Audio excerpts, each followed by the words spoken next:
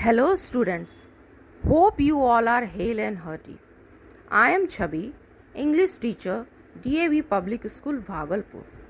I am here with a chapter named Birdie Will You Pet of English Literature book, Class 7, DAV Board. This is the second chapter of the book and it's a poem written by William Allingham. At first, let us have some ideas about the poet or the author.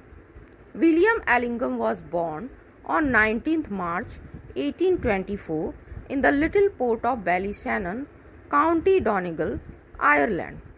He produced excellent lyrical and descriptive poetry, and the best of his pieces are thoroughly national in spirit. He published poems in 1850, followed by Day and Night Songs, a volume containing many charming lyrics, in 1855. His verse is clear, fresh and graceful. Other works are 50 modern poems, songs, poems and ballads, Evil May Day, Blackberries, and his most famous work, The Fairies. Now let us have the idea about this poem. This poem is basically an inspirational poem. The title of the poem is Birdie Will You Pet, which means that someone is asking a bird if she would like to become her pet. When we go through the pre-reading task, we find some questions which have been asked from the readers. Try to answer these questions. In the first question, it is asked, what would you like to choose between money and freedom, and why? And thereafter, can you think of such things which come with freedom and cannot be bought with money? You have to discuss it with your partner and prepare a list. So you will answer these two questions. Now let us move towards the poem. This poem is a conversational poem as it is written in the form of dialogues.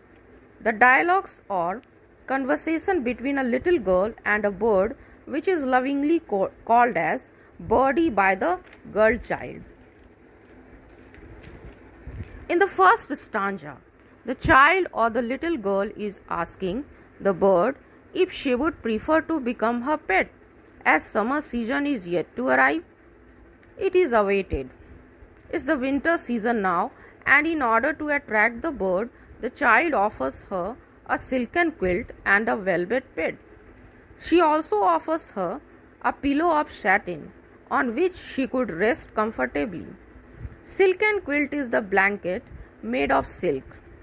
The bird replies to the girl that she would rather prefer to sleep on the ivy wall where she has her nest. Now, what is ivy? Ivy is an evergreen climber plant which climbs the wall. Rain doesn't enter into the bird's nest, though she could hear its sound. Further, she says to the girl that her nest is a very comfortable place where the first morning rays of the sun enters, and there she sings or chirps whenever she wishes. She also flies away to the sky any time. The sun peeps gay means the sun looks happy. Here the sun has been personified. In this line, the poet has used the figure of speech or literary device called personification. He has attributed human sensibility to the sun. And in dawn of day, alliteration has been used, which means occurrence of the same consonant sound at the beginning of two or more words. Moving on to the third stanza, we see that the child again tempts the bird by calling her Birdie lovingly. And the word birdie has been repeated twice. So the literary device which has been used here is repetition. The child asks her if she would prefer to become her pet. She would offer her a beautiful necklace which she could wear around her neck.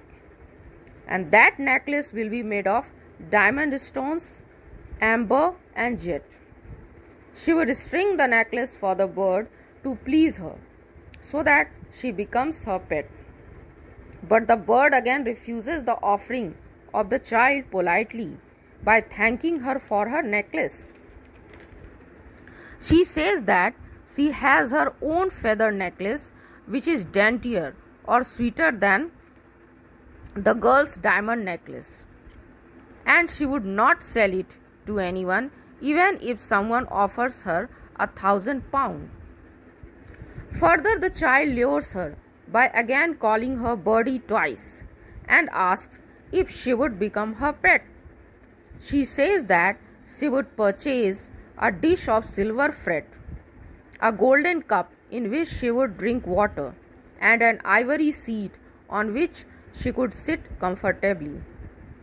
Beneath her feet, soft carpets will also be spread, but the bird questions her that can running water or river water be drunk from a golden cup?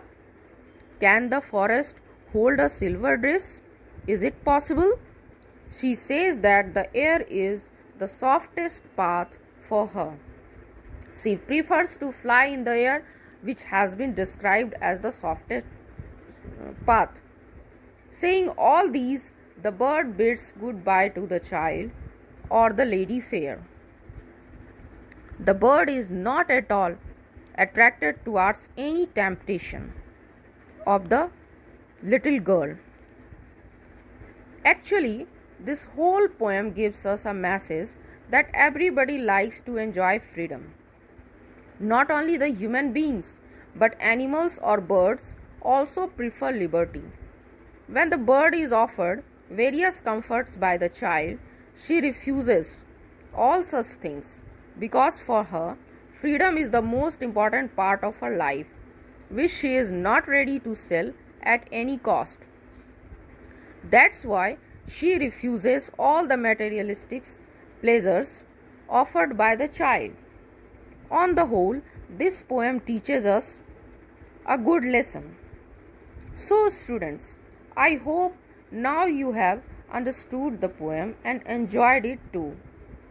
Thank you and take care of yourself. That's all for today. Well, thank you.